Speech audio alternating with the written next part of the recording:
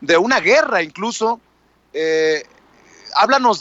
después de lo que vimos en Irán, ahora cómo Siria podría ser el campo de batalla. Yo sé que estás al pendiente.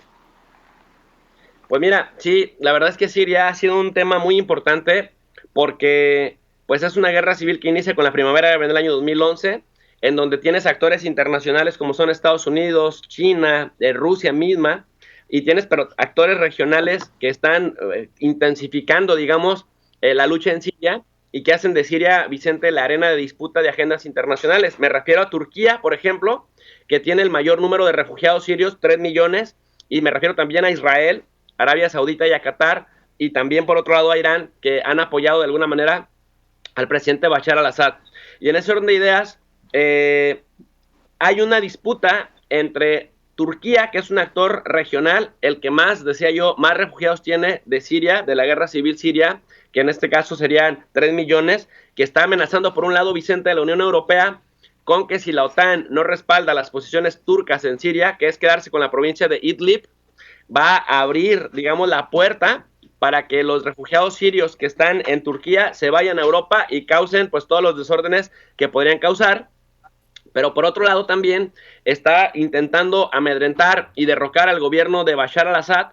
porque Bashar al-Assad, y esto me lleva al terreno local de Siria, pues se ha apoyado, es de una minoría chiita de corte alawita, que ha apoyado a las minorías cristianas, a las mayorías kurdas, o sea, perdón, a las minorías, que básicamente en el caso kurdo, en la medida que Bashar al-Assad los ha medio fortalecido, los ha dejado ser, han inspirado a estas comunidades kurdas, a los kurdos de Turquía, que han sido el dolor de cabeza de Erdogan. ¿Por qué? Porque los kurdos desde 1920 quieren una nación propia, una nación independiente, y entonces hay una especie de nacionalismo kurdo, Vicente, que ha significado para Turquía el otro significativo dentro de su propio territorio. La comunidad kurda desde 1920, después de la Primera Guerra Mundial, queda repartida en Irán, Siria, Irak y Turquía, pero digamos que la más fuerte, la más significativa o la más nacionalista ha sido la turca. Entonces, en la medida que los kurdos de Irán o de Irak o en este caso de Siria se fortalecen, los kurdos de Turquía también fortalecen su nacionalismo y entonces crece también su oposición a Ankara. Entonces, para, digamos, reducir esto, Turquía ha estado minando al presidente Bashar al-Assad e incluso apoyando a los grupos contrarios al Assad e incluso interviniendo directamente, pero ahí se tocó con Rusia, el jugador internacional, porque recordemos que en términos geopolíticos, Rusia quiere Tartus y Latakia, que son los dos, digamos, puertos que le permiten salir al mar Mediterráneo, Vicente. Profesor, te saluda con mucho gusto Antonio Ruiz. Este es un tema verdaderamente interesante que parecería en todo caso que es muy lejano para los mexicanos, muy lejano para las personas que incluso vivimos aquí en los Estados Unidos, pero no lo es. Hay que ser claros con esto. La realidad es que tenemos pues vamos a ponerlo muy muy claro, ¿no?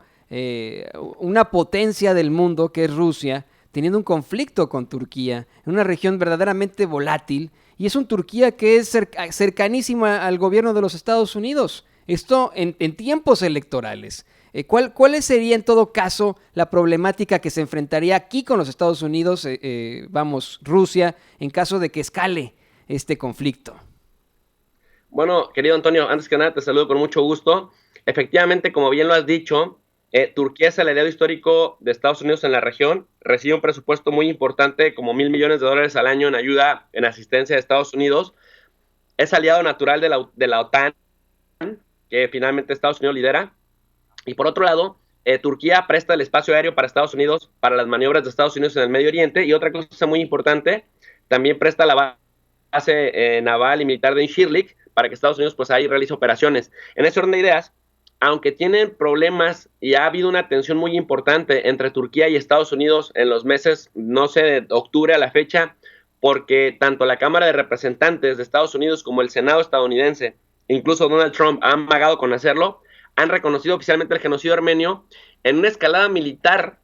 Turquía recibiría apoyo de Estados Unidos porque, en términos más globales, pues Estados Unidos es el enemigo natural de Rusia. Y Rusia ha demostrado que en Turquía están sus líneas rojas. ¿Y a qué me refiero? Tú recordarás que en el año 2014, cuando Estados Unidos, por una estrategia geopolítica,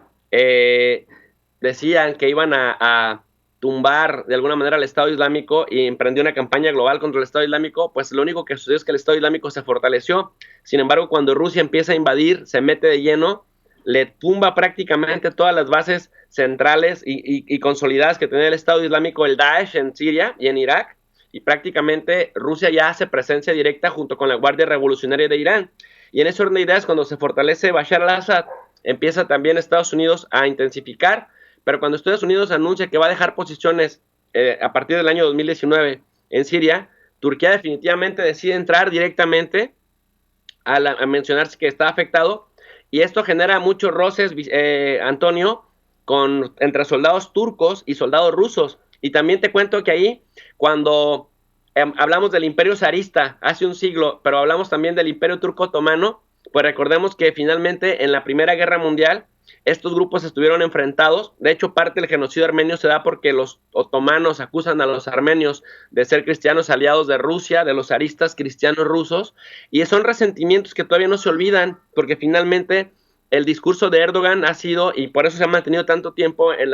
el liderazgo turco, que quieren regresar a las épocas del Imperio Otomano y reislamizar Turquía, a lo que hay mucha oposición dentro de, pero finalmente en Turquía, aunque no quiera una guerra, pues no se ve por dónde puedan minar el liderazgo de Erdogan, que finalmente va aprovechando la coyuntura internacional como de confusión y debilidad para seguirse metiendo en Siria. Pero como decía yo, Siria en términos geopolíticos es muy importante para Rusia, que no está dispuesto a cederla y que ha demostrado aún frente a Estados Unidos y frente a la Unión Europea que en Siria están sus puntos rojos, porque finalmente los puertos de Tartus y de Latakia en Siria son muy importantes para Rusia porque le permiten tener salida directamente al Mediterráneo, y gracias a eso es que pues Rusia se ha mantenido del lado de Bashar al-Assad, al cual pues hubieran derrocado desde 2012 si no se hubiera metido Rusia con todo el arsenal que tiene. Mi querido Jesús López Almejo, aquí de regreso Vicente Serrano, para cerrar con